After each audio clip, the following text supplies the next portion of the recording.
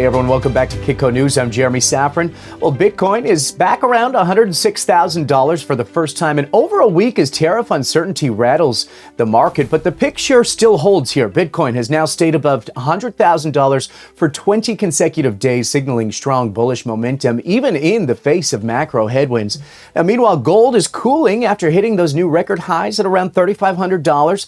Of course, raising questions about whether we're seeing a peak in hard assets or just a pause before another leg higher. Now, with capital shifting, sentiment split, and risk signals flashing, where are we in the cycle and how do traders prepare themselves? Joining me now is Aaron Dishner. He's the co-founder of The Better Traders, one of the YouTube's most followed voices in crypto. He says Bitcoin's rally is far from over, by the way, and believes gold may be hitting its ceiling just as Bitcoin prepares to break into some new highs. Aaron, welcome back to the show. Yeah, thanks for having me back on, Jeremy. It's fun to see you again.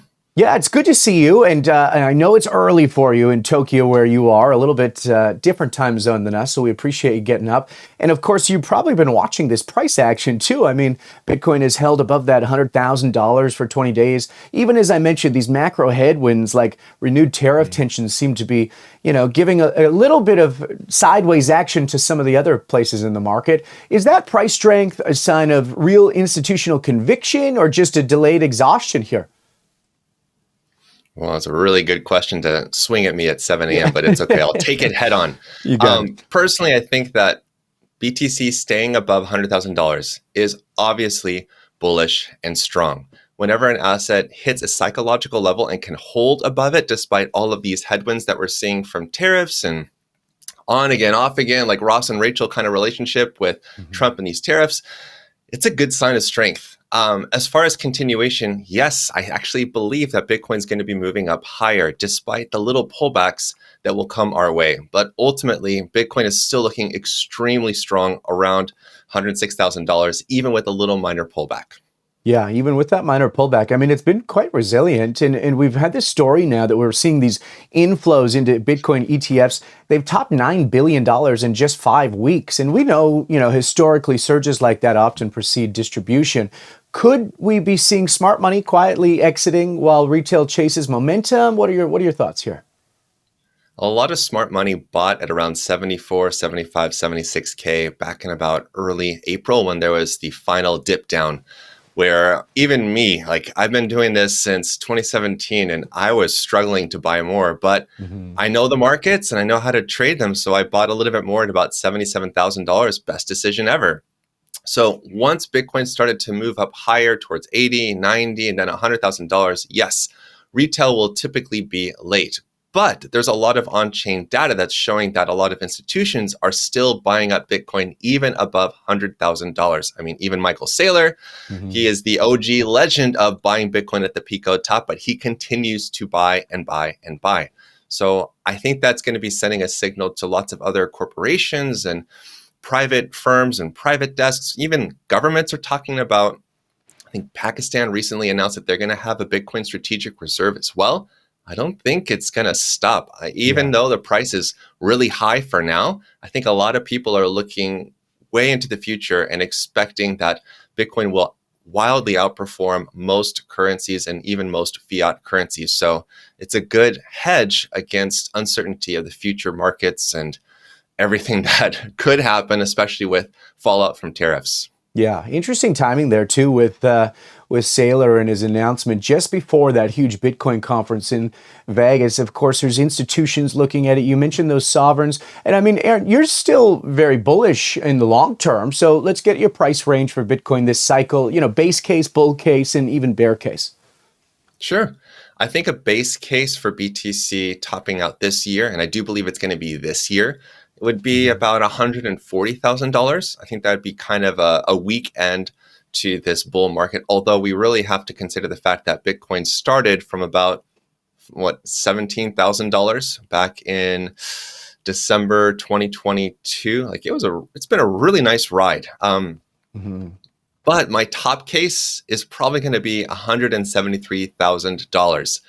Almost on the nose, mainly because of Fibonacci extension levels. I've talked about this a lot on my own YouTube channel, on the Coin Bureau trading channel.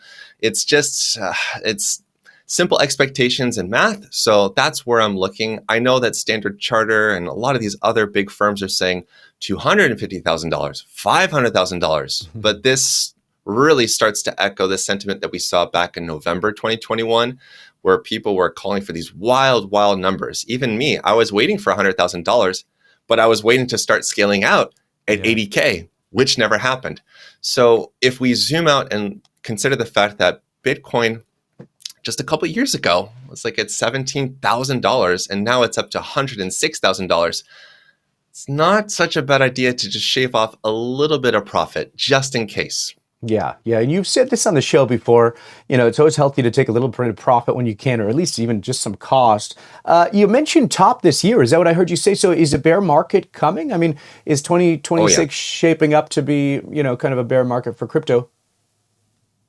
Absolutely, yes. Okay. Mainly because of the euphoria this year. I've already had a couple of IRL people in real life asking me, how do I buy Bitcoin? I'm really curious about investing in Bitcoin for my retirement portfolio, where for the last couple of years, I've been dropping hints and saying, wow, Bitcoin just fell down here. You'll really want to grab some, or this major shift is happening. You'll really want to buy some. Just consider buying a little bit. And of course, no one pays to my attention when it's cheaper. Everyone starts asking me questions when it's at the top. Yeah, of course. So this is exactly what happened back in October and November 2021. And more people started asking me. I had my father-in-law asking me how to buy Dogecoin. I had my parents asking me, okay, how should we invest more into Bitcoin and all this stuff? And once you hear a lot of those, questions from people, that's a huge alarm in itself. Not necessarily on the charts, not fundamentals, but paying attention to the social score, I guess you could say, of Bitcoin is really important. So I'm saying all this because after all this stuff happened, that's when Bitcoin started to fall. And that's when a lot of people came in late and they got burned. And we saw a pretty devastating bear market, not just in price action, down about 80%, but we saw the collapse of FTX, Celsius, BlockFi, there was Terra Luna. Like, it was a brutal 2022.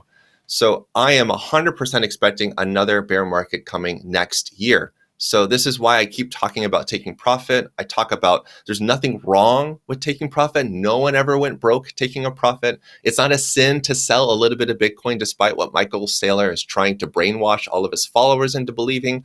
It's okay to sell a little bit, even if you don't hit the top. Because statistically speaking, you're not going to sell at the Pico top. It's not going to happen. So it's much better to at least realize a little bit of profit, so that way you free up capital in case it happens to be a top. And when the price goes down, you can reinvest on the drop. It's been my philosophy for a long time. It's worked and served me really, really well. Yeah, so you're buying the dip. Hey, when we're talking about that, I mean, in 2026, if it's going to be kind of that bear market, what kind of drawdown are you preparing for? 20%, 70%? What are the numbers looking like? Well, given the fact that 2017 to 2018, that bear market was about 88%, I believe, off the top of my head. And then 2021 November to 2022 November is about 80%. So I think in the ballpark of 75 to 80%. So it's a little bit tricky with numbers because we don't really know where it's going to end. But I'm predicting 173K in November based off of my measurements and how past cycles have behaved. So taking about 75% off of 173K puts us down to like 45, I think, or 40K, something like that. Another time to kind of buy that dip. Yeah. So you'd be going in aggressively? I mean, what are the top 3 signals? You talked about it, grandma, grandpa, mom and dad kind of talking about them, let alone altcoins at this point. But what suggests these kind of market tops are near? I mean, what are the top 3 right now? So some of the easiest indicators that you can use that are free on TradingView would be RSI, which is the relative strength indicator, showing, or rather looking at RSI with a length of 7, not the default of 14, but RSI 7 on the monthly time frame. I've noticed a really strong pattern that whenever RSI gets at 80, we're probably nearing a top. Past market cycles have topped out a little bit over 90, which is a massively overbought market. So that indicator has worked really well. As I mentioned before, I have a specific price because I'm using Fibonacci retracements and extensions. So if you do a Fibonacci retracement from the December 2017 high to the December 2018 low, it's amazing because you get targets at basically at a 63K, where Wow. Bitcoin slightly exceeded it. So again, that's why I'm also basing this $173,000 target off of fib extensions. Another good one to look at as well is just the overall well-being of the market. Ideally, we should see alts pumping exuberantly. Everyone should be frothing at the mouth again. We're not there yet. We're not there on Okay. all three of those counts. So that's why I believe the top isn't in just yet. Okay, so the alts and the meme coins, they haven't heated up quite yet. I mean, we know that when that happens, it often marks that final euphoric stage. We haven't entered that zone. When will we? That's a great question. And no, we haven't. There Yeah, will be yeah. flashes in the pan. There will be some popcorn action every once in a while, but the bag is just getting started, we'll Mhm. say figuratively. So when we start seeing that rotation is going to be when Bitcoin dominance falls lower. Ben Cowan talks a lot about Bitcoin dominance, but for very good reasons. It can be kind of like listening to a broken record, but the reality is that alts will not be able to pump and go euphorically higher unless Bitcoin dominance falls. Now, one Mhm. really interesting thing that's been happening lately is the price action for Ethereum.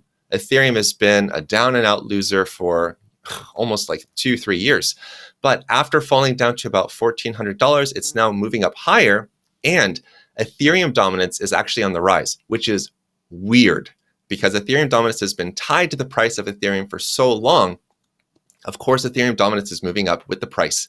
But the fact that Ethereum dominance continues to move up higher, much higher than Bitcoin dominance, much higher than others, much higher than stablecoin dominance, it's making me think that Ethereum is trying to start this alt rally. So Mhm. it's a little bit of a fresh signal, a fresh theory that I'm thinking about, but it's definitely something to keep a tab on. Yeah, Ethereum's been on a little bit of a run too. What are your thoughts there? I mean, still a ways to go. If this happens, I mean, are we at the bottom? Is it still some length to run? Ethereum has been a pain in my side for a long Yeah, time. I think for a lot of people too. Just a yeah. disappointing chart in general. Seeing posts from Vitalik haven't been encouraging. Even this new Pectra upgrade really hasn't been that amazing. I think the only thing that's really changing the direction of the price is because it hit a local low. That's it. But other than that, I know that people are going to argue with me, and people are like, well, it has so much total value locked. It's used so much. It has so many transactions. It's like, okay, cool. Show me Yeah. the price. Show me the money. Right? The charts tell the story every time. So as for a top, I really struggle with seeing Ethereum going above $4,000. Okay. I'm just waiting for it to hit that level. If it And are can you? hit that level and actually push up higher, I will be shocked, and I'll be happily celebrating with all of the maxis out there. But for me, $4,000 is a reasonable target just because of how much it's been suffering. Okay, well, we got to talk about. I mean, you talked about those tops. If Ethereum's there, what about gold? I mean, you've called gold kind of temporarily topped out here around that $3,500 we saw on the spot side. Is that move finished, Aaron, or do you see another leg coming? That's a really good question. And I know a lot of your audience really enjoys gold. I've been watching gold so much more as I've been watching Kitco news, and it's There you been helping me go. understand the markets. And I understand the value and the role that gold plays in the global markets. So, yes, I'm predominantly a crypto guy. Gold is really important. And what I've learned, and this is my very elementary understanding of gold up until this point, is that gold is like a thermometer for the health of the world. Hmm. So when the world starts to experience more geopolitical stress, more financial stress, the price goes up higher because people are running to gold because they're losing faith in the system. They're losing faith in the world or whatever the governments are trying to do. And we saw that. We saw that happening with the tariff fears as gold pumped up to just under $3,500. But the fact that it hit that level and it's not a huge rejection, but the fact that it fell down just enough, I think just above $3,000, my gut feeling is that gold will chop sideways for a little bit longer. I don't know exactly how long, but I don't believe that gold's necessarily topped out yet. I Okay. still see it as very strong bullish, especially on weekly timeframes and on weekly time frame and all of the different indicators on the weekly. So short-term gold will still continue to chop at least for another couple of months, in my opinion, but it doesn't discount its role as a leading asset in the entire world, just like Bitcoin. I feel like both of those go hand in hand. I do Yeah. believe Bitcoin will outperform gold in the short term, but I still think that gold is very reliable. And one day, Bitcoin will be trading like gold. No offense, but gold is a super boring asset compared to so many coins in crypto. But I'm looking forward to the day where we're all panicking over Bitcoin falling down 1%, going, oh no, it's over. It's over. Yeah, you're not kidding. Okay, well, we're seeing the major inflows. Like, I'm curious, when we talk about if we're seeing this rotation out of, I mean, we had $2.8 billion flowing out of gold ETFs while Bitcoin ETFs pulled in over $9 billion. I mean, we can do the math there. Are we watching kind of a generational rotation out of gold, or is it gold just regrouping before regaining leadership if recession risks rise here? Like I said, I still think that gold has a role as far as being this safety belt, this escape hatch, just like Bitcoin is. They both serve the same purpose, but with different utility. Whereas gold is a physical instrument, Bitcoin is a digital instrument.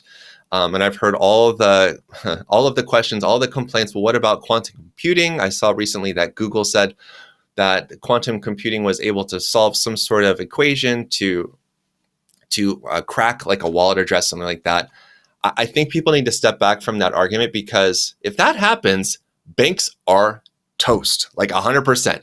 All of your social security, all of your information, like if quantum computing is going to be as powerful as it's supposed to be, and it can crack Bitcoin, guess what? It's going to crack everything else. There will be much bigger problems. So we need to approach gold and Bitcoin with the same idea that they're both great escape hatches. They're both great ways to store up wealth alternatively compared to getting ETFs, compared to getting, into the S&P, stuff like that.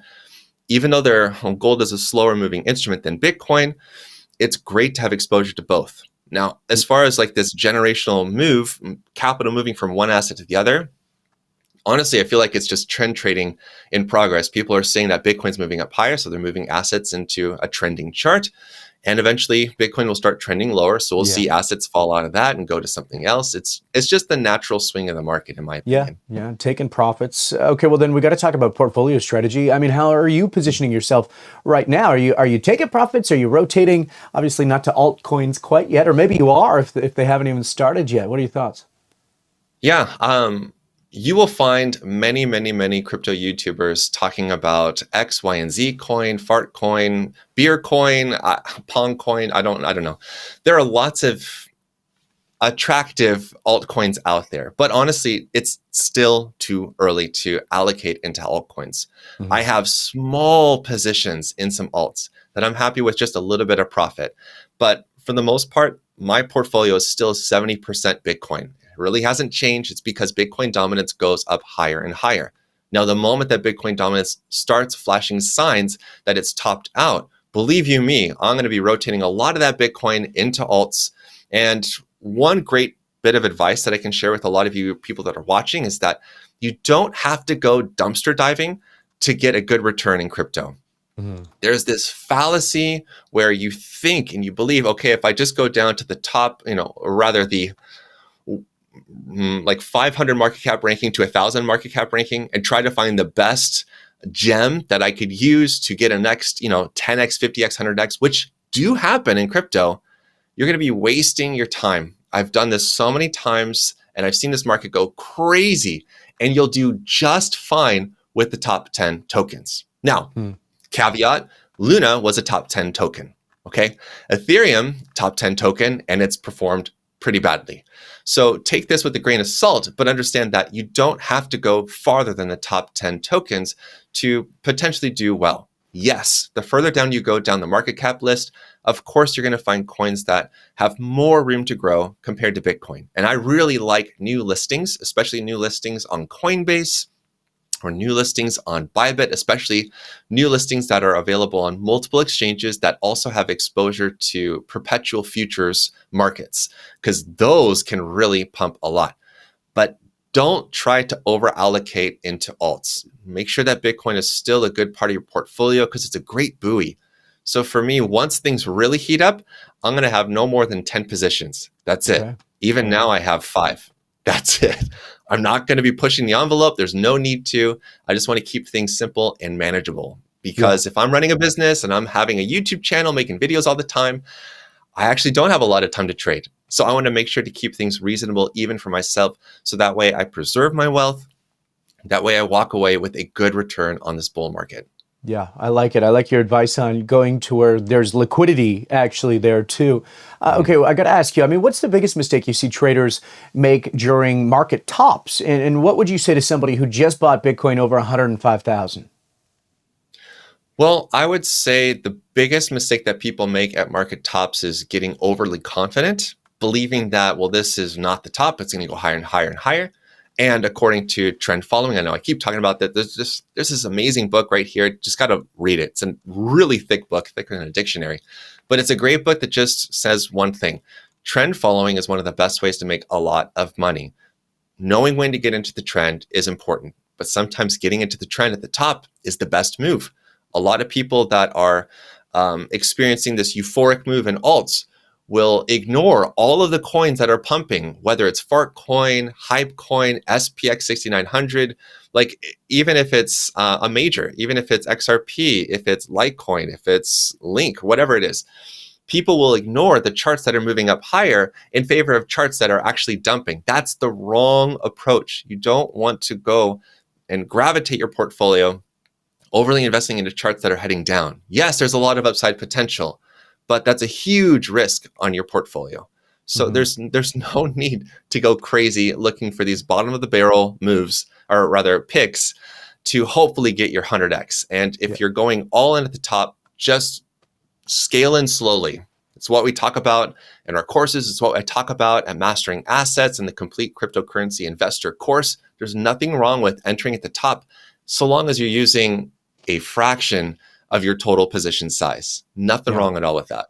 Well said. Before I let you go, Aaron, and get over to your breakfast with your family over there, you talk a lot about your TBT stop loss hunting alert. What is it exactly, and how should traders use it when volatility, like we're talking about, hits? So the TBT stop loss hunting alert is an indicator that's included in the subscription of the Better Traders Club. There's a lot of acronyms. I really wish I thought twice about naming all of these with TB or TBO, TBT. But essentially, this stop loss hunting alert just does one thing well. It lets us know when we should be expecting upcoming volatility for Bitcoin, which will have adversely negative effects for altcoins. So it lets us know when there's going to be chop, and it's not going to let us know when every single dump or pump happens. But I will say that after watching this indicator for the better part of 3-4 years is that 90% of the time when it fires, it's going to be letting us know that we should be seeing a downside move, which is exactly what happened last Friday. Bitcoin fell down about 4.5%. I shared news about this earlier this week saying, I know you're not going to like this, but this is what's happened before. And now Bitcoin has fallen about 4.5%, almost at that point now from that alert. But I want to reiterate that the stop loss hunting alert is a short-term signal, not a long-term signal. I'm still very much macro bullish on Bitcoin. I do think 173K is in the cards for Bitcoin, but in the short term, we will have pullbacks. And the stop loss hunting alert lets us know when to expect upcoming volatility. And if we decide to pause on entering positions or decide to put our stop loss in the profit zone, so that way we don't get stopped out in a loss, that's what we can do with that signal. It's a nice little bearish earlier warning. Or what? It's 7 a.m. Little early warning. No, I hear you. Hey, before I lied. I got one more question just to flip you on your side because it is morning for you.